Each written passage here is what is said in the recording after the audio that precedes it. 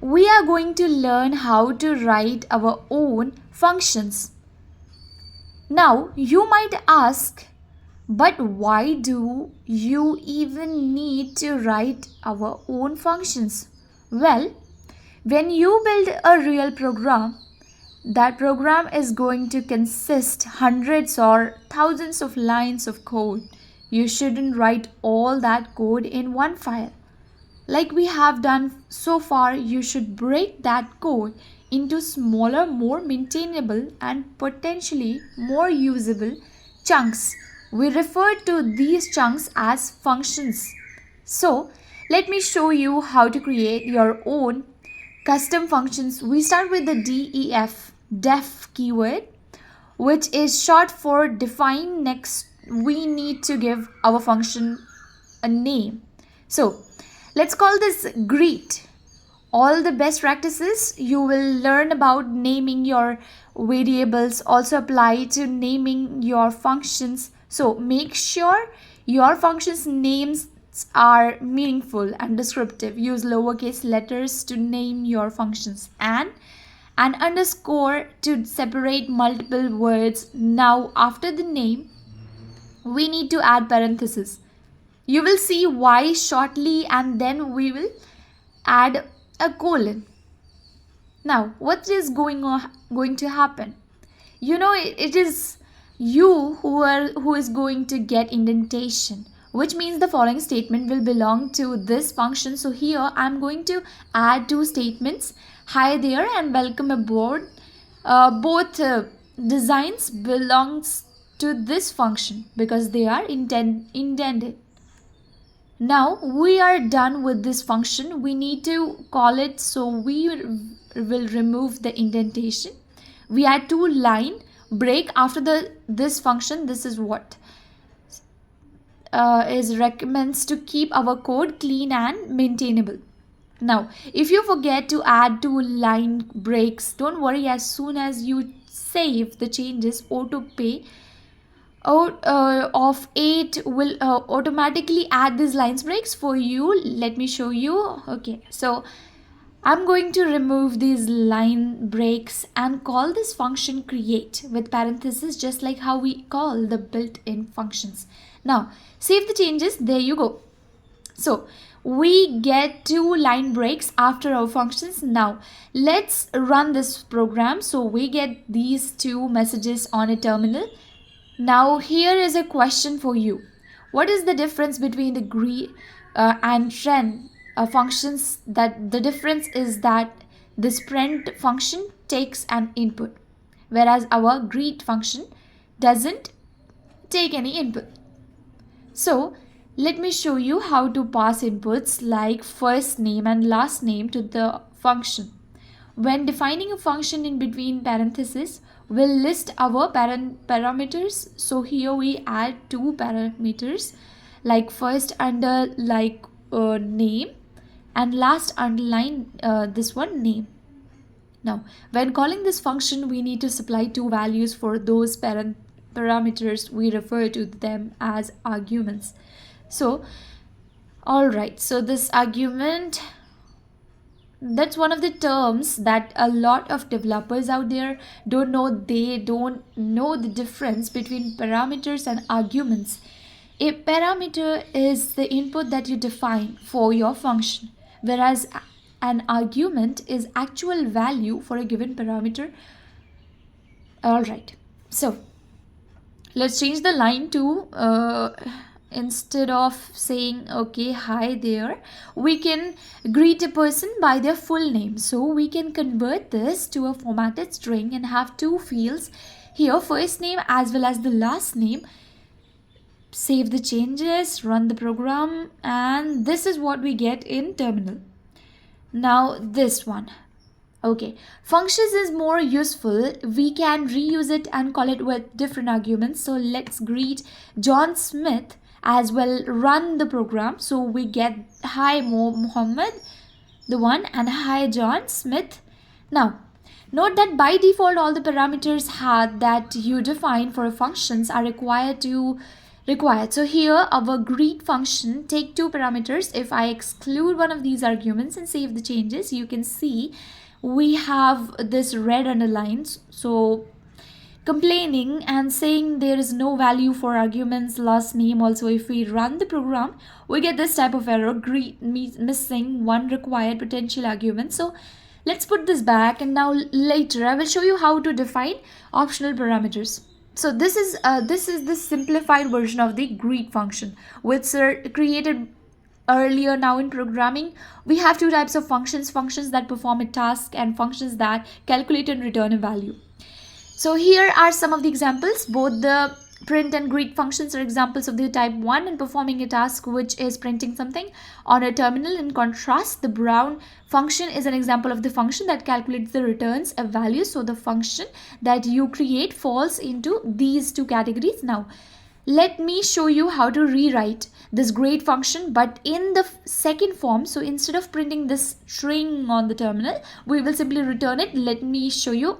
So I'm gonna delete all this code, define a new function, but call it get underline greeting.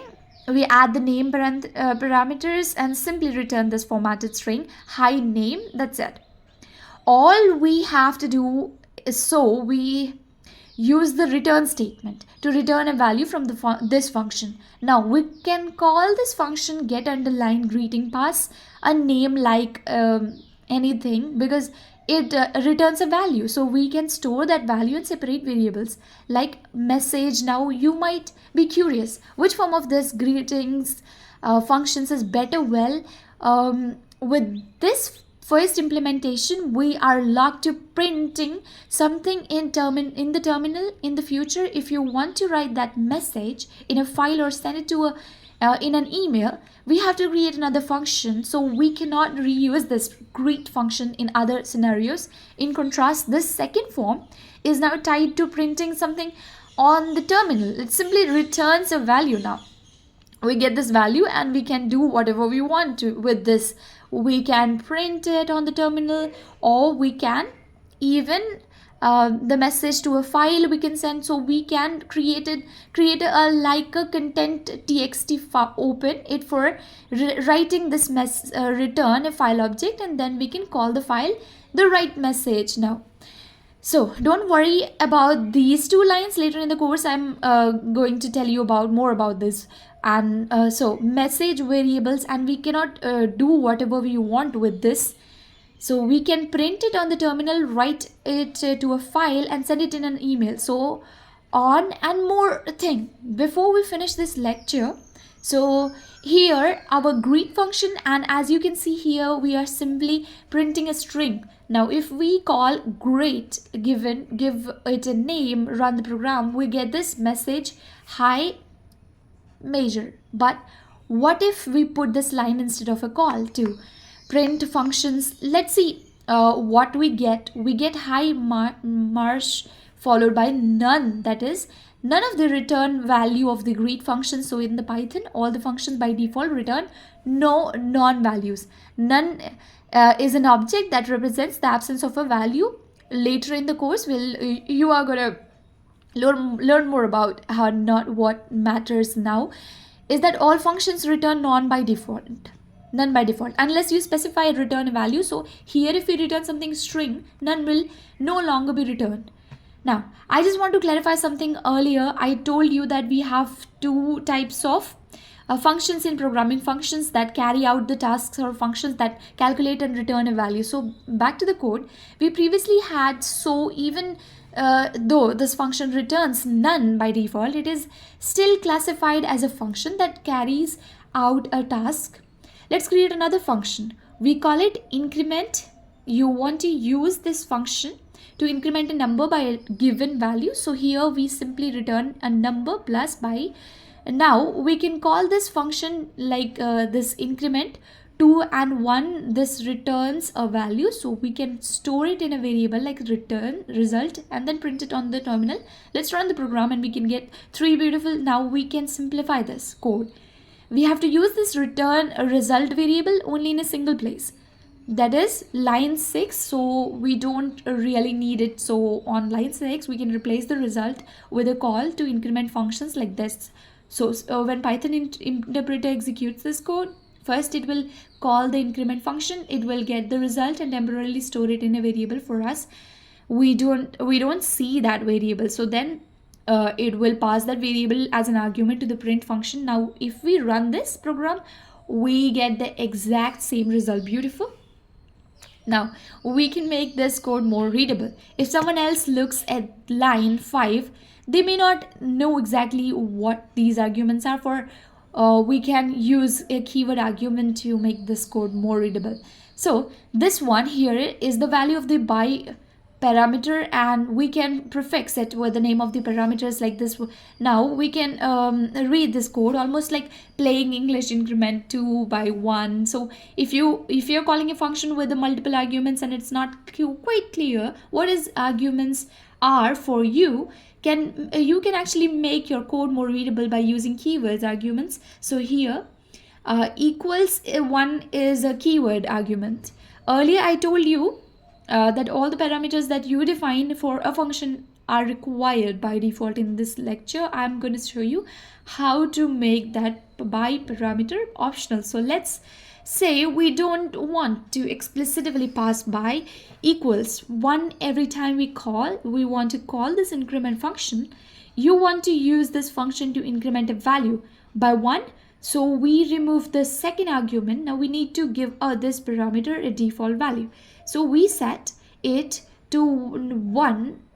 Now if we call this function and don't supply the second argument, this default value will be given. Otherwise the value that we specify here will be used to let me show you. So we run this program and the result is 3, but if we pass the second argument here, we'll increment 2 by 5, so we will get 7. You can see it's pretty easy to make a parameter optional. Just be aware that all these optional parameters should come after the required parameters. In other words, I cannot add another required parameters here. Let's call that another. I cannot add here. If I save the changes, you can see we get a red underline here. So all the optional parameters should come after the required parameters. Now obviously in this case we don't need the second parameter, so let's delete it. There are times that you may want to create a function that takes a variable number of arguments here. So here is an example. Let's define this function multiplied that takes two parameters x and y and simply returns x times y.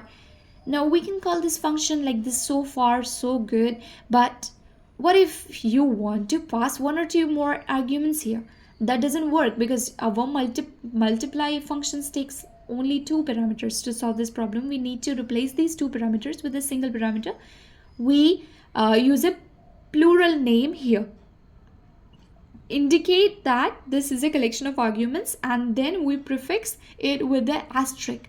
This is the magical part. Let me show you what happens when you use an asterisk here. So temporarily let's delete this line and simply print numbers.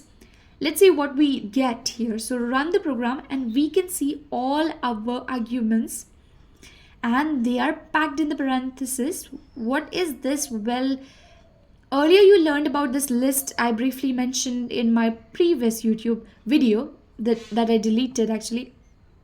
All right, so we have a comprehensive section about the list. So don't worry about the details of the list, how they work, but what I want you to note here is that the only difference between this list and what we have here is in the notation. So use square brackets to create lists and parentheses to create tuples. Some people call it two poles or two poles. So a top pole is similar to a list in that it is a collection of objects. The difference is that we cannot modify this collection. We cannot add a new object to the tuple. Once again, later we will get to see the comprehensive section about the list. Tuples and other data structures. What matters now is that these tuples, just like the lists, are each rumble, so we cannot each rate over them. which means that we can use them in loops. Let me show you how we can do this. Let's write for numbers in numbers. Let's just print one number at a time. Actually, we don't need this line. Delete this. Okay. Run the program. So we iterate over this tuple, and in each iteration we get one number and print it on the terminal. So now with a simple change, we can calculate the product of all numbers. All we have to do is to define a variable like total. Initially, we set it to 1, and then in each iteration we get total and multiplied by the current number. Or we can rewrite this statement using an augmented assignment operator. So total time equal number, line 5 and 4 are exactly identical. So I am going to use line 5 because it is a shorter and cleaner. Delete, and finally we return the total number.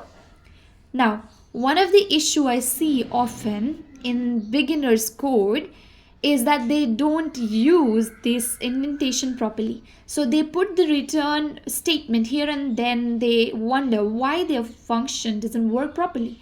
If you put the return statement here, it will be the part of the for loop. So it will be executed in each iteration. In this case, after the first iteration, because of this return statement, we will return from this multiple function. So the total will not be calculated properly. We need to put this at the same level of indentation as other statements in this function.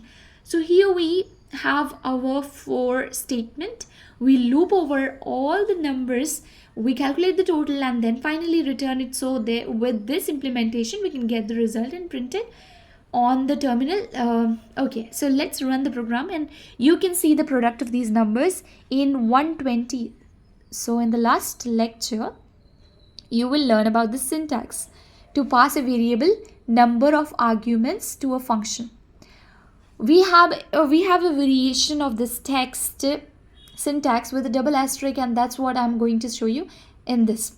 So rename the argument to the user. So let's imagine we are going to use these functions to save information about the user. Now in the function, let's just print this user argument.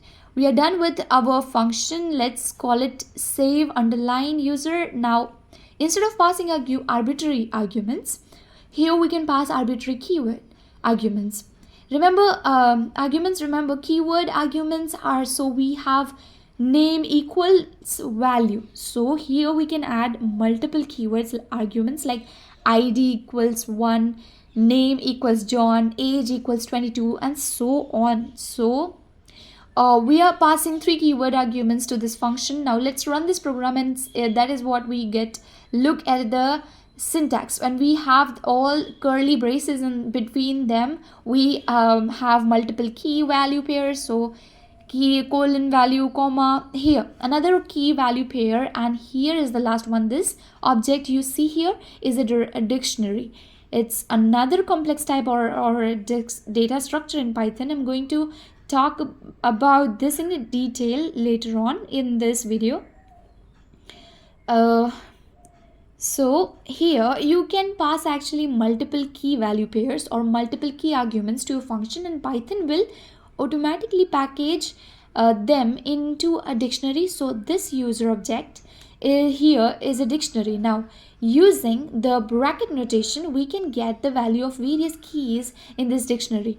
So we can print user square brackets, we pass a string, and this is the name of our key like ID. Let's run the program, and we get 1.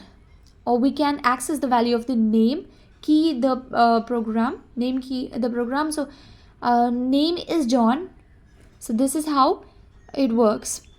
In programming, we have a very important concept called as scope, which refers to the region of the code where a variable is defined. So in the example, we have this message variable. The scope of this variable is the great function is only exist within inside this function. So if we go in outside of this function and try to print message, see what happens. As soon as I save the pro changes, we get this underline, red underlined undefined variable message. And if we run our program, we get this name error message is not defined. And the same rule applies to the parameters of the our functions. So if you add a name parameter here and then try to print out outside of the greet functions, we get the same error. The scope of the name and message variables are the greet functions, and we refer to these variables as local variable in this function. They are local in the this function, which means they don't exist anywhere else. That means we can have another function, let's say send email with the parameters with the name, same name. Here we can have a message variable, but this message variable is completely different from the message variable we have in the greet function. And the course say the same rule applies to the name of the parameters in this function. They are completely separate. These local variables have a short lifetime. So when we can call, let's say, the greet function and pass the name, Python interprets will allocate some memory and have the name and message variable reference those memory locations when we save, finish executing the greet function, because these variables are not referenced or used anywhere else. Eventually then they get garbage collector, which means that the Python interpreter will release the memory and that allocated for these variables. So these are the local variables. In the contrast to the local variables, we have global variables. So if we move this message variable outside the greet function, now it is a global variable, which means that it's accessible anywhere in this file. So the scope of this variable of this file, we can use it anywhere in the file in any function or outside of the function.